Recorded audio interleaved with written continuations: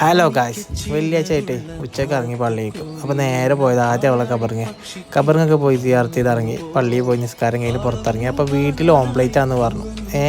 കുമ്പളങ്ങച്ചാറ് അത്ര. അപ്പോൾ നേരെ സംസാരിച്ചു ബിരിയാണിക്ക് പോകുന്നു. അപ്പോൾ ബിരിയാണിക്ക് പോകുന്ന പറഞ്ഞു കഴിഞ്ഞാൽ പിന്നെ ഒന്നും സംശയമില്ല, നമ്മൾ തൂതക്കത്തെ KP റെസ്റ്റോറൻറ്റ്, നമ്മൾ അയമുക്കാൻ്റെ ബിരിയാണിയായി. അവിടുത്തെ ചെന്ന് എനിക്ക് ഏറ്റവും ഫേവറേറ്റ് അവിടെ ബീഫ് ബിരിയാണിയാണ്. ഓനാണെങ്കിൽ പെപ്സിയൊക്കെ എടുത്ത് പൊട്ടിച്ച്. അപ്പോൾ നമ്മൾ ചെക്കന് കൊടുന്നില്ല ബിരിയാണി. പിന്നെ ഒന്നും നോക്കിയില്ല, ബിരിയാണിക്ക് അതിൻ്റെ ശ്രദ്ധ, വേറെ ഒന്നും എനിക്ക് ശ്രദ്ധയിൽ പെട്ടില്ല. അപ്പോൾ ഞാൻ ആദ്യം തന്നെ കഷ്ണം എണ്ണാൻ തുടങ്ങി.